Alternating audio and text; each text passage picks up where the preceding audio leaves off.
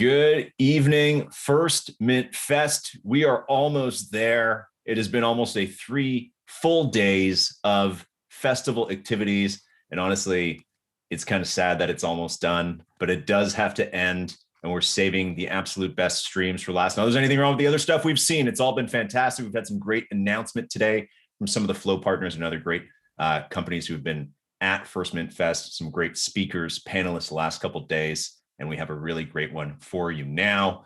Right now, we are going to do the Future of Brand Fandom panel. It's a very juicy one. We're going to get a little look into what might be coming in the next year, day, 10 years, who knows how long.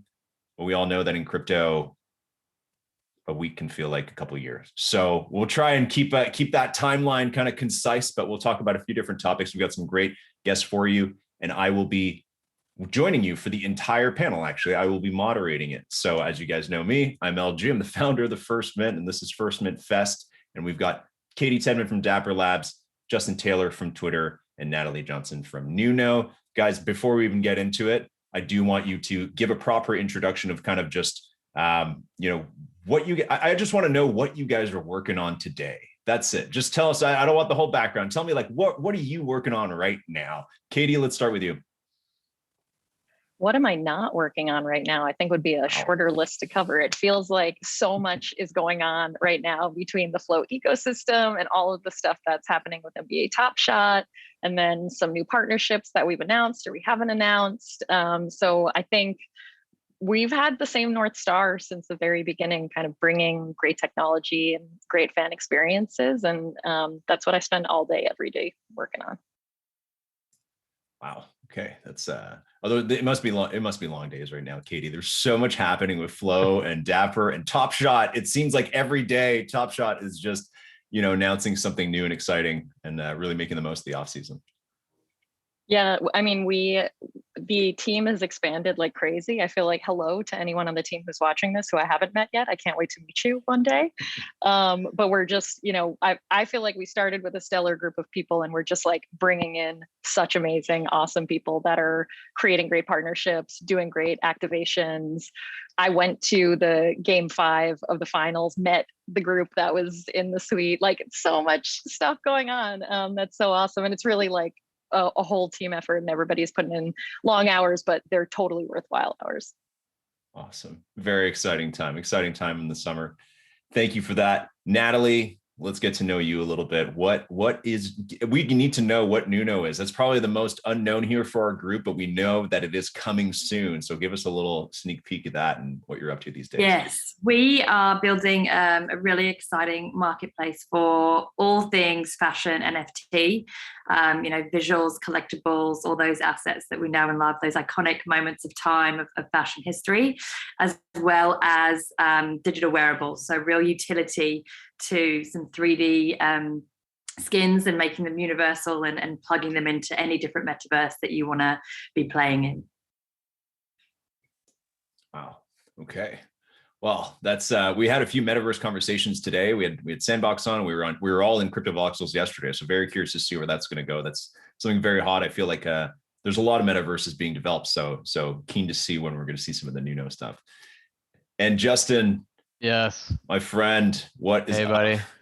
Man, I want to know, Justin, we know, from you've posted on Twitter that you are now at Twitter, formerly Activision and Nike. Yes. What are you even doing? What's going on? I feel like Twitter's another place, even though outside of NFTs, that every day has new features, something new going on. You're working product there. Tell us what's going on over there. We have a lot going on. It's why I'm here. Spending a lot of my time on Twitter Spaces right now. We just announced co-hosting got added today.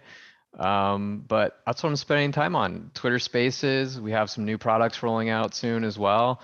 I'm just looking at how do we evolve Twitter, and we have such a great roadmap ahead of us with so many opportunities for creators, communities, different cultures to have a voice on the platform and engage with each other in new ways.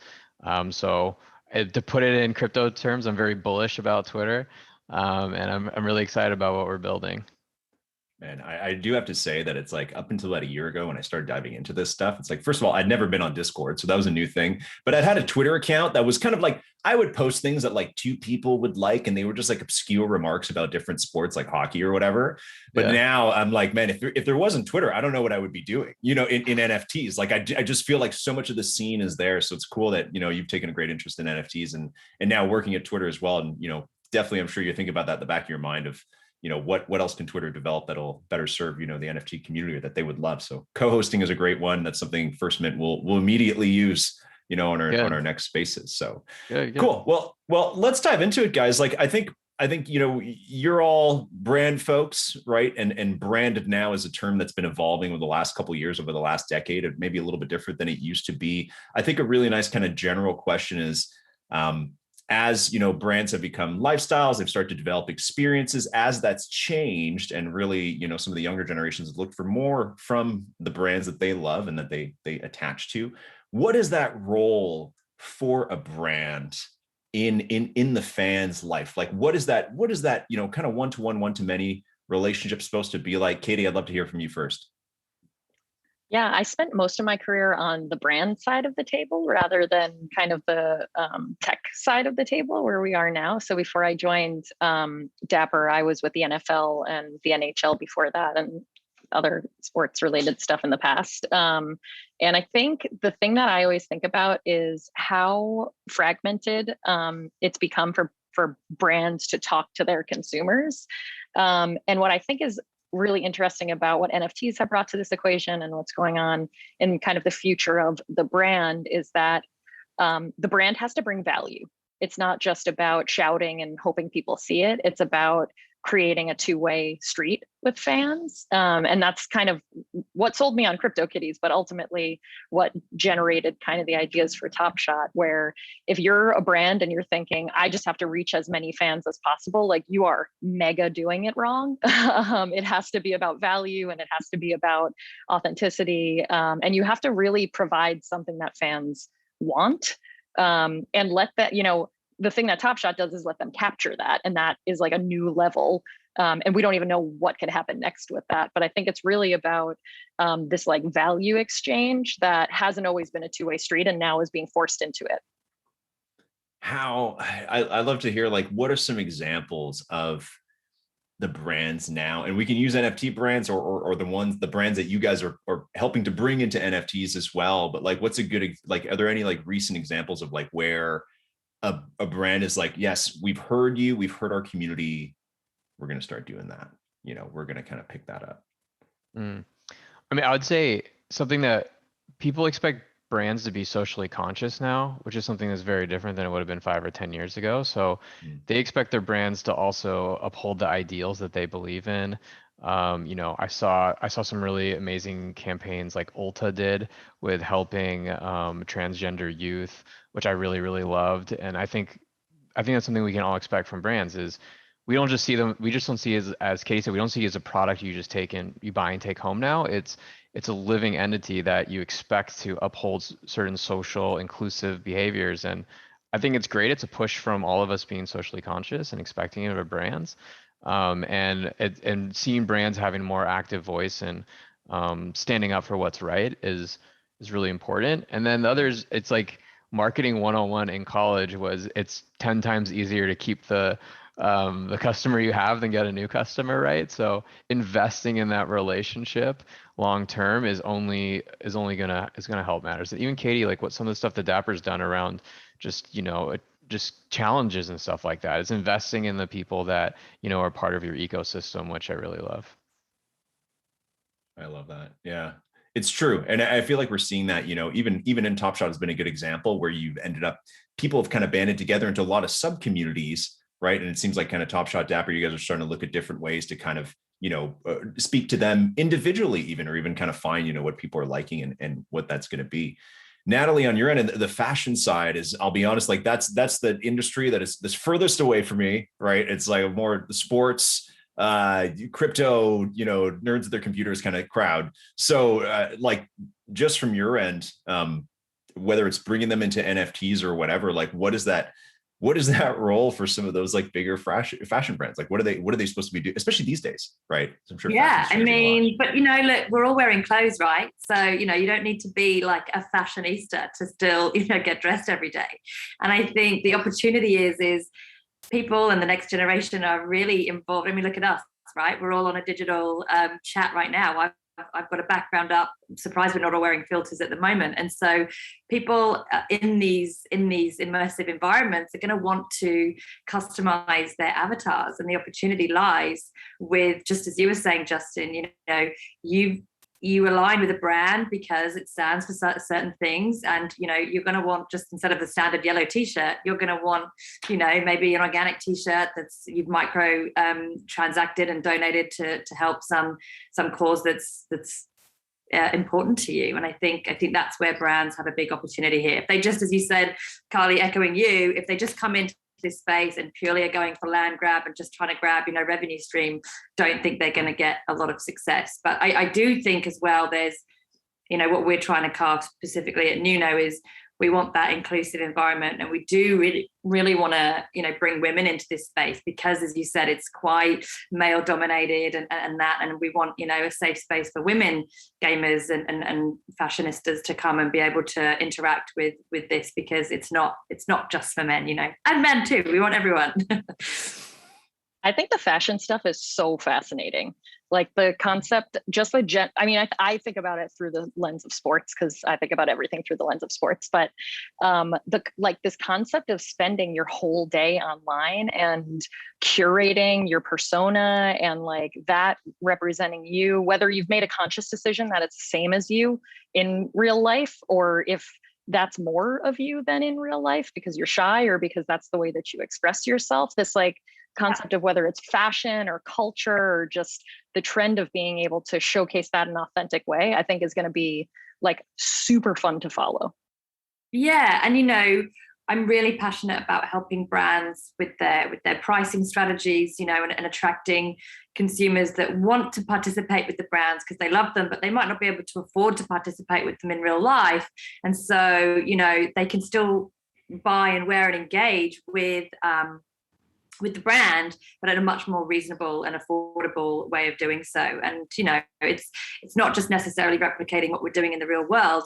Obviously there's a big opportunity for that, but we can do so much more in the digital world. We can do stuff that's not even conceivable in the real world. And so that's the long-term play, is doing really fun stuff, getting brands. I mean, we've seen great activations on fashion where in the NFT world they're putting up the basic of the brand, say sneaker, and then NFT art fans are actually collaborating and building what they want their sneaker to look like and then making that an NFT. And I think building that community almost customization into their product is another level of engagement that you can't really do in real life yet. People have always used brands to be like a representation of who they are, whether it be 40 years ago, you're either a Beatles fan or a Rolling Stones fan, and that said something about you, to the NBA team that you follow. Like I read a whole piece on like if you're a Laker fan in the 80s, what it said about you versus if you were a Celtics fan in the 80s, right? Like working class, it just, so, and then it gets into brands, right? Like if you're Nike, just do it, what that meant and how it represented who you were as a person, into Supreme and streetwear. And now in this NFT space, like having a Bored Ape, having Top Shot, like it says something about who you are. And, obviously at Twitter, we've seen this huge craze around profile pictures, but, brands have represented people for a long period of time. And now we're in this digital age, and it's been your gaming avatar and who you are in game, and now who you are online. And you align yourself with brands either consciously or subconsciously. And now brands are leaning into that, which makes sense. And they're finding equity in that for themselves. Justin, a question for you on that. When you're talking about something like Bored Apes, and it keeps coming up, and it's hard to ignore because it's a brand that's gone from like zero to cost, like the cost of entry is over $30,000 just to have one now, right? Yeah. That in 3 months, are you aligning with the brand? Or are you aligning with the community? Oh, community. I mean, right. For sure. Yeah. I use this story. I watched the Flat Earth documentary on Netflix, which it's suggest everyone watches. And they talked to some psychologists, and they were like, look, it's about them thinking the earth is flat, but it's really about a bunch of people that have just created a community around something. So yeah, it's about it to them, but it's also about them making podcasts together and going to conferences and finding people that they like. And so like, yeah, it's about the artwork for sure, but it's also about the community. And I think that's something I really think about in the NFT space is there's so many new people coming in, and like, yeah, maybe they're buying a Top Shot moment or a profile photo NFT project, but they're really trying to buy into a community and an ecosystem that they think is going to fit who they are. And right now that's really hard. That's really hard for somebody new to come in and be like, I want to spend $100 and be a part of something and feel like it's actually going to be something sustainable for a long time. Top Shot's done a really good job of that. And I'm not blowing smoke. They have, right? You're an NBA fan, like you have this new online community you can be part of. But for a lot of these NFT projects, you just don't know what you're getting and how long it's going to be around for. And that's something we need to solve for long term, in my opinion. I'm a true lover of like unloved basketball players. And so I also love that they are always less expensive in the marketplace. We're like not allowed to participate right now until we have like a full play policy, but I'm just like snooping around waiting because I'm like, I'm definitely going to make a collection and then a showcase that nobody cares about but me. And I'm going to be so stoked to do it. Katie, would you want to connect with other people who share the same love for like totally obscure players? Is that like, but that kind of turn that back around, right? Because it's like totally, you and Justin talking about the Lakers and Celtics fans, like those are huge pockets of people, but you're talking about, you're like, no, I want, the Ish Smith fan club or something like that. Not a single out, but the players that aren't, they're not starters, they're not all stars, but they're good players, right? Is that kind of what you're talking about? Yeah, totally. And I think actually like Twitter was the first place I learned to do this, right? Like 2008, 2009, like writing about my tuna fish sandwich, like not sure how to use it, stumbled upon a New York Rangers community of women and was like, oh my God, there are women hockey fans out there other than me. And I'm so stoked about that. And then we started going to games together and we would like meet up at Stout in New York to watch games and eat chicken fingers. And like, it became something where the technology enabled us to make connections between humans. And that's really what we're looking for as humans. Sometimes we're looking to make positive connections. Sometimes we're looking at like that tyranny of small differences where we want to argue about that thing we love, which is only just a shade off of that thing you love, but mine is better because it's fun. But whatever that is, it's always like a human to human connection that we're looking for. And I think NFTs are an amazing way to do that. But I don't think Twitter's ever stopped being an amazing way to do that. It's funny, like when you join a fantasy football league, they have those keeper leagues, right? Where you like, it's worth you getting a rookie and then you're just stuck with them for 5 years in your fantasy football league. And so like you build equity in this player as their career grows, right? So like there is something about, I think about too, like in the NFT space, like getting an NFT of a band at their first concert or buying the Top Shot moment of this like rookie that hasn't got like if you owned an Alex Caruso Top Shot moment 3 years ago, you'd be like in front of everyone being like, I knew, right? So there is something about being there from the beginning to show your fandom that you and a group of people can be about. I love that, the idea of like the niche pockets, but then it also comes back to like, it's a lot of it is bragging rights, but that's what gives you the ownership as well, is that it's just like, no, like we were here first, we liked this specific thing, or even like you were saying, Katie, like just this specific shade of this thing, right? This specific angle on it or whatever, we liked it first, and then you in a sense, I don't mean negatively, but you get to gatekeep that to other people. You're like, no, this was mine first. But now, Justin, like you're saying with NFTs, is like, no, now you have the item to prove it. Be like, no, listen, I picked up on this first. And honestly, personally, that's kind of how I felt about Top Shot when it mooned through the winter. Is that, listen, I spent the fall trying to like tell friends about this, and they're like, yeah, like that's, and I was like, okay, cool, I'll connect with the other nerds that are in here. No offense to the OG nerds, but I was just like, I'll connect with these people. I don't even know who they are. Half of them are anonymous. They live across the world. I don't care. I'll connect with them because they're the only ones who are like really stoked about this. And when everybody else came calling, I'm just like, tried to tell you. I tried to tell you, I'll gift you a little moment, right? I'll give you a little Series 1 Jokic or something like that, but I can't help you. I tried to help you, right? So I gifted so many Series 1 moments, and now I'm like, damn.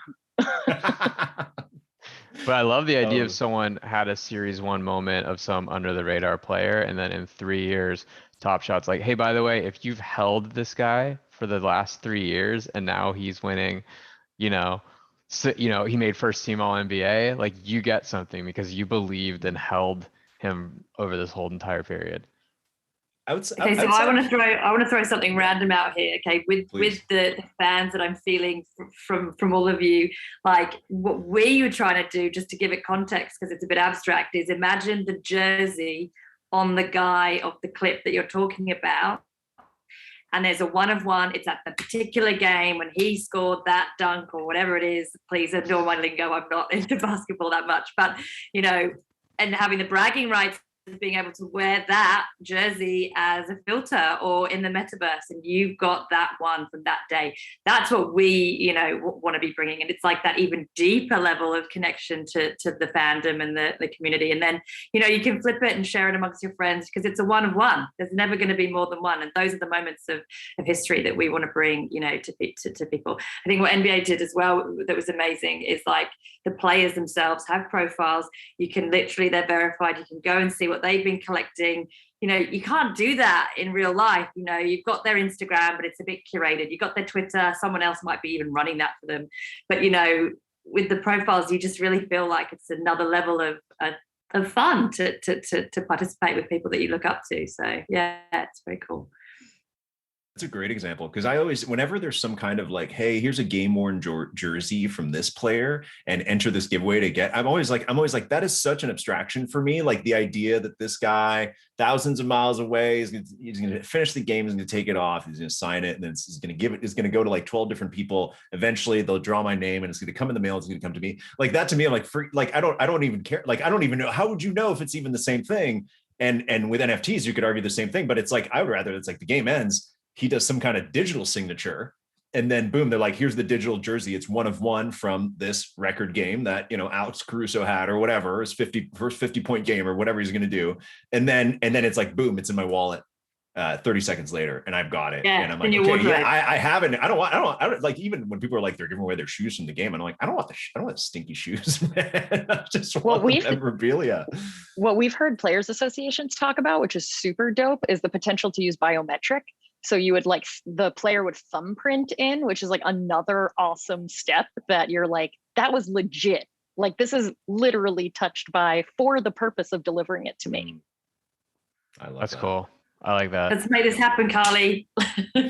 When I was at Nike and we were working on the first NBA jersey, we wanted to put some tech into the jerseys that tracked their heartbeat and their like perspiration and stuff. And the idea is that we could provide that as like, hey, Kobe played in this game and his heart level is here. He perspired, like give that kind of stuff. And the Players Association was like, yeah, we don't want to release like any of that type of information to anybody.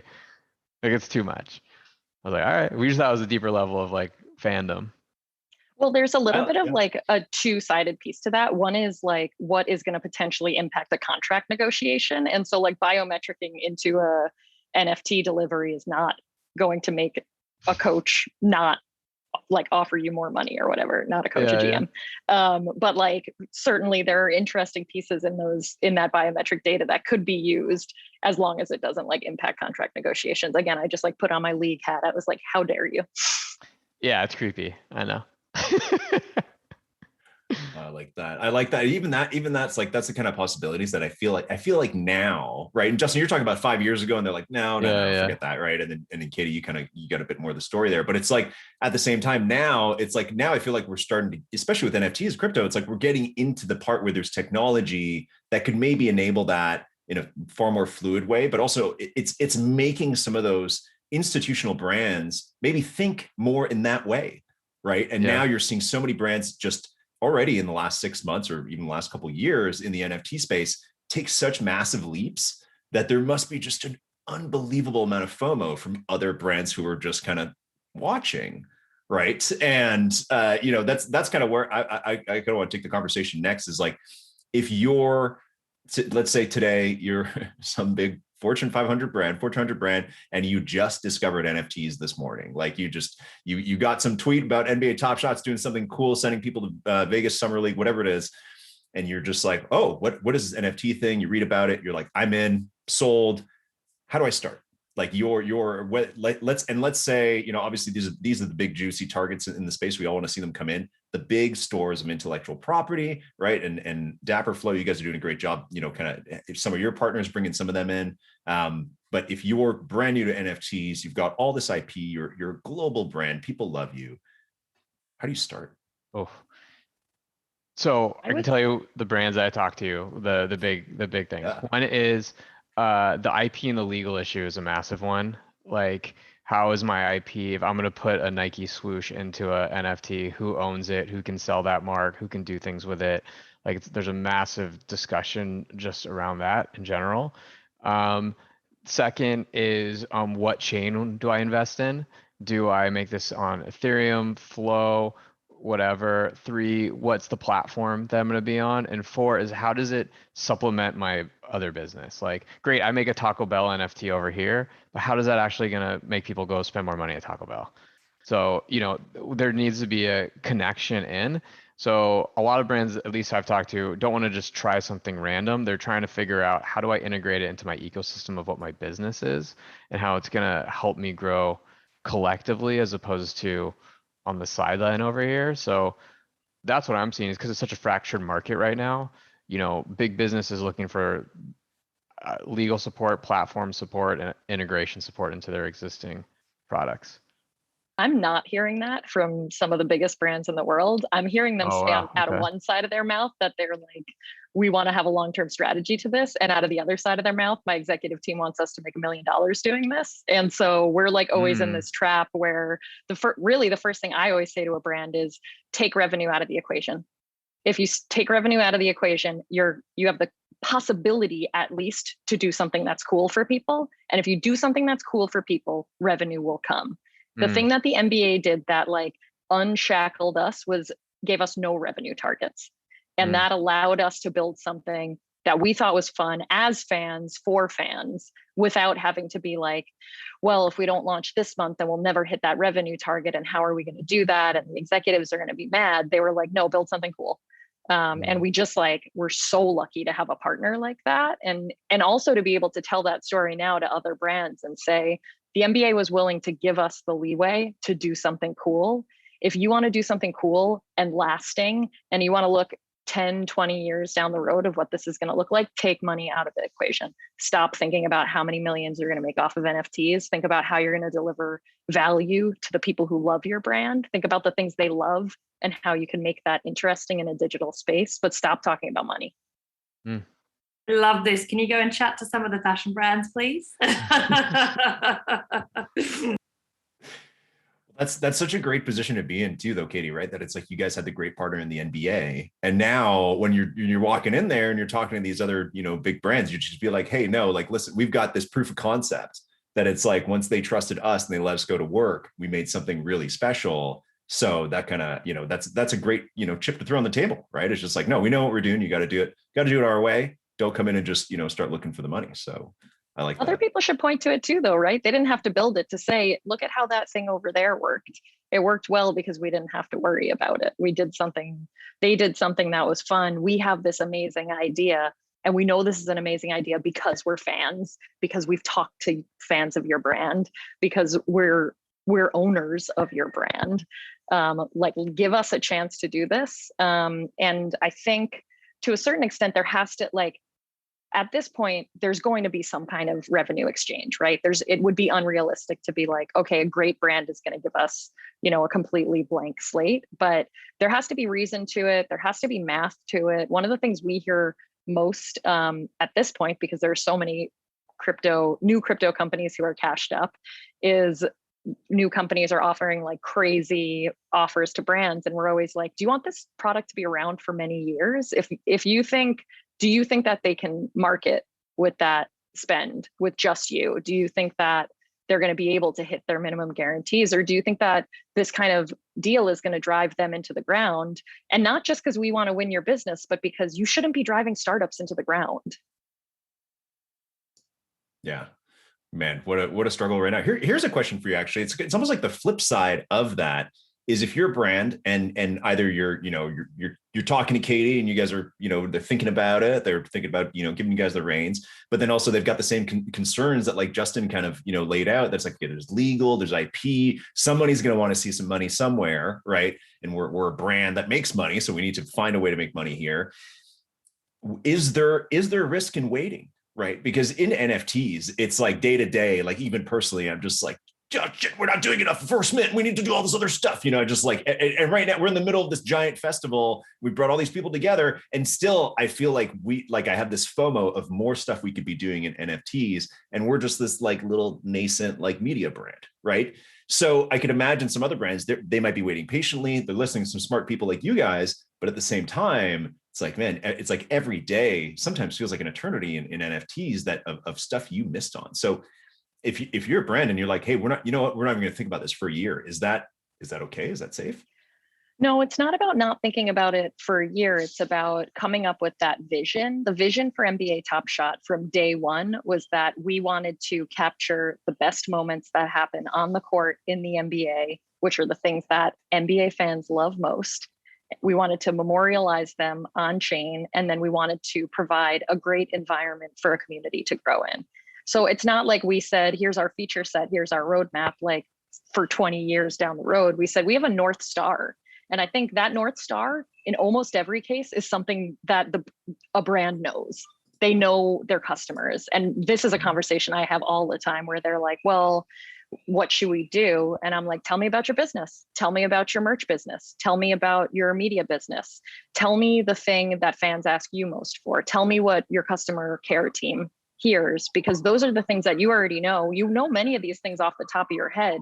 It's about putting them in this new environment and creating this new value transfer. But you shouldn't walk into this room and think that you don't know your fans. You know them better than anybody else. What about getting to know the crypto communities, and are they different, right? And this is, but that's what I mean, right? And I like that, right? But we're seeing also, and you probably experienced this, Katie, as well, is that it's like, is that something even their fans are going to be ready for, right? And that's like, it's going to be a lot of slow massaging, and even we've seen that this past winter, and you guys are about to experience that firsthand, starting to put a kiosk in basketball games. It's like there's going to be a lot of explaining at those games. Yeah, I think it's going to be interesting. My general thought is when we started down this path, there were truly distinct crypto and then fan groups. And as we grew the product and we got to the point of like going into an open beta, what we were finding and like surveying and all of the information that we were gathering from y'all along the way was that we were wrong. Basketball people are crypto people. And I think we're seeing, as we work with some other leagues a little more behind the scenes, that they'll look at their data and they'll be like, a really small portion of our fan base understands this. And I'll look at their data and it's like 60%. I'm like, what? Like, what are you aiming for 100%? Like, your fans have an interest in this. People, we're not just in NFTs rode a wave of one, exactly what Natalie was talking about with personal expression and the people, living their lives and wanting to show that on the internet, and then retail investment. And that's like, and I don't know if NFTs would be so successful had those two like kind of meta waves been not happening at the same time. I like that. Natalie, I do want to throw it to you because we do only have about like 10 or 12 minutes left. And out of everything we talked about, this kind of piggyback on what Katie was saying, is just like, we're talking about appealing to the current fans. Are they crypto people? And I also want to hear from you, like, do you think the people that are going to love the brand, that already love the brands that you're talking to, that Nuno is going to be bringing into the space, what is the path for those people into NFTs in the next 5 years? Like, what is the next step? Like, if for Top Shot it was, hey, okay, players are making a slam dunk on the court and be like, put that on Top Shot, and they're saying it on TV, and you've got all the the sports fantasy people coming in, and you've got this huge rush. In fashion, what is going to be some of that onboarding, right? Like, what's going to make people what's going to make the community come in? Yeah. First of all, sorry, it's Katie, not Carly. Totally got that wrong. But and again, not blowing smoke here, but what Top Shots did is nothing short of phenomenal. They allowed fans who aren't the crypto people to just, you know, have a credit card and transact, and their site's so beautiful and it almost is really functional like e-commerce. You know, the crypto is kind of there if you want to open the chain and have a look around, but also it's kind of very very easy to navigate if you're not from that world. And I think you know, the learnings from them is helped make this concept, and you can easily see how it could go into other industries. So we sort of target 3 clear customers. And you know, look, what we're building is unknown. We all get the concept, right? But it's not really out there yet. So we can only make intelligent, educated guesses of where we think it's going to go.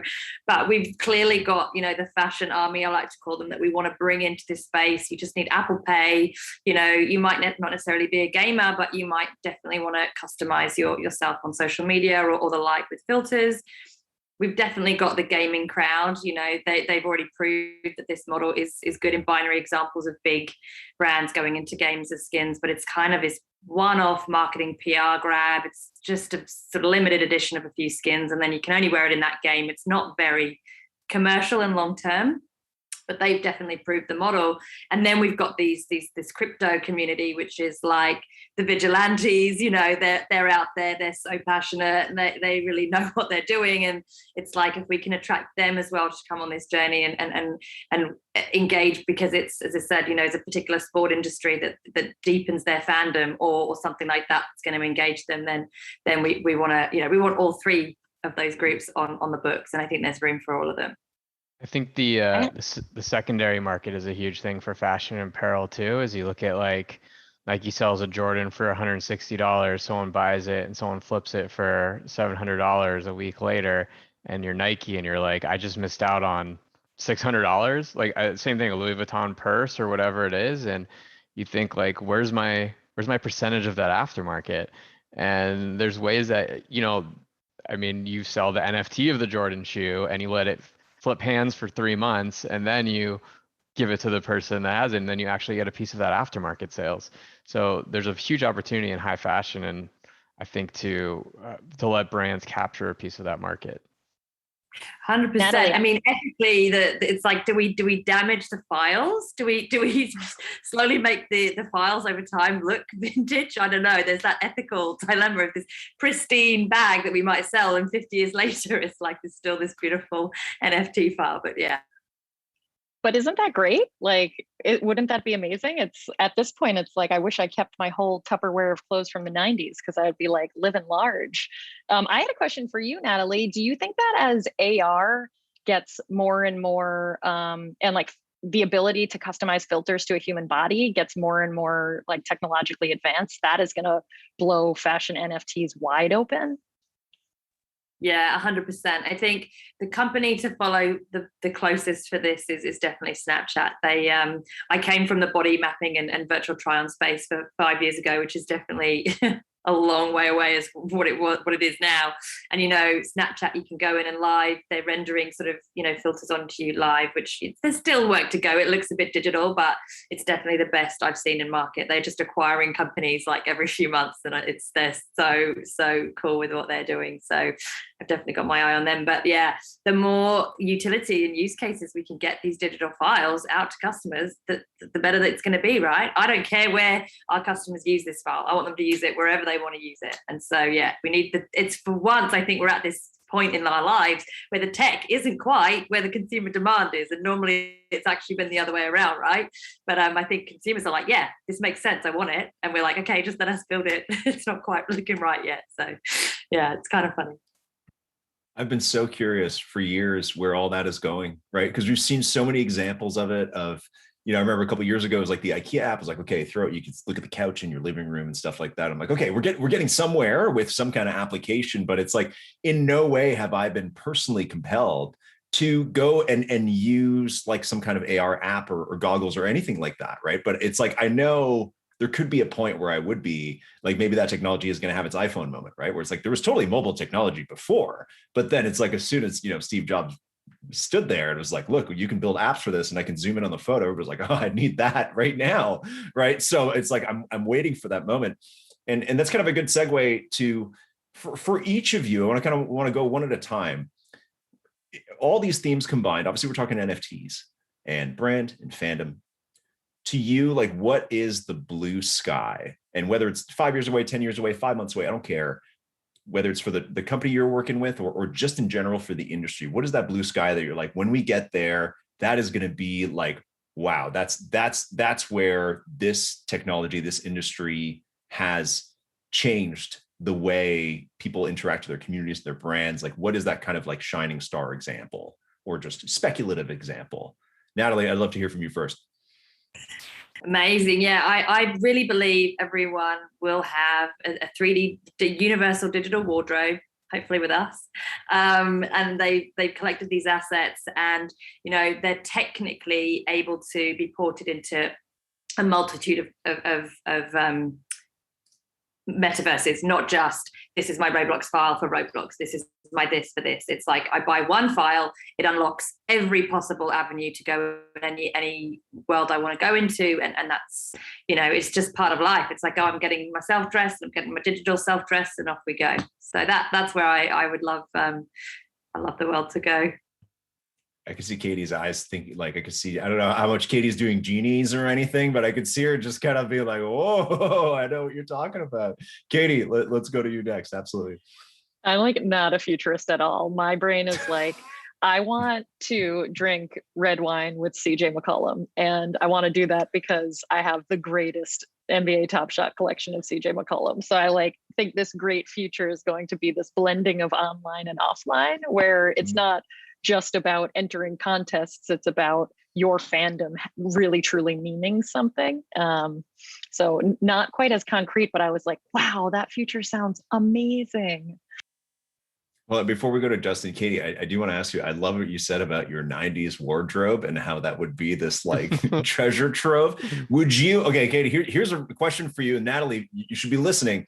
Katie, if the big fashion brands brought back in a digital like avatar their lines from the 90s that you're talking about that you wish you still had, is that something you'd be into? Be like, okay, I'll get my digital avatar to wear this like outfit that I thought I lost, from years ago or something like that. Are you asking specifically about my corduroy Jinkos? Because of course, yes, I pay like $1 billion for those now.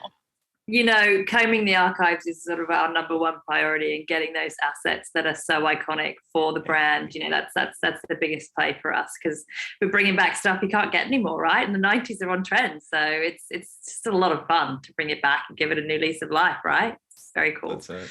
And I like that. And also, it's like when you look back at photos of yourself when you're younger and you're like, wow, like that's how I used to dress. Or you look at photos of your parents, like what a snapshot of the times. And it's kind of like, that's almost like an evolved version of it too, that it's just like, no, here's my avatar or whatever it is with that clothes that I used to go crazy over. Right. So I like that, or fashion or whatever it is you had, right. However you decorated your room, whatever that stuff is. Right. So we're almost out of time. Justin, let's go to you last, man. Tell us, you're at that intersection of you're in the social media zone.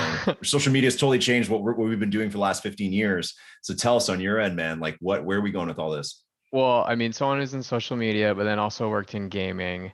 I'm definitely interested in this future of a metaverse. I don't know who else talked today. I think we're still pretty far away from that. We have a lot of people saying they're metaverses when they're just universes right now, or galaxies or worlds. But I see a future where we eventually get to a place where there's one big social space for us. You can go into 20 different worlds. And our digital persona of us is all these NFTs, is all this stuff in one place. We're not quite there yet, but that's what I'm pretty excited about in the future. So like Ready Player One. Okay, cool. That's good. You know, That's all you have to say. I'm ready. Player One. That's all you. Yeah, I'm ready. That's all you had to say. Yeah, we all live in shacks. It's fine. It's fine. No, I love that. That's great. That's and I will tell you, just to maybe get a bit of FOMO, we did have a party, whether it was a metaverse party or whatever yesterday, but we had like 300 people in crypto boxes with these new avatars, and they're like these weird kind of like Robaxa set kind of avatars, are like kind of blank, but everybody learned how to dance and stuff like that. And we had a DJ like streaming on Twitch. Literally, we could watch, and it was playing in the world. And then we're all on voice chat in Discord.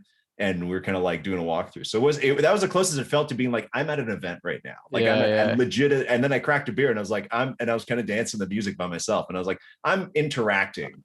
And if there was and then the only brand we had was ours. We just had a huge billboard that said the First Mint. And I was like, yeah, this is our brand. Yeah, I do that stuff and then I go to bed and try to explain to my wife what I just did. And I'm like, yeah, don't worry about it.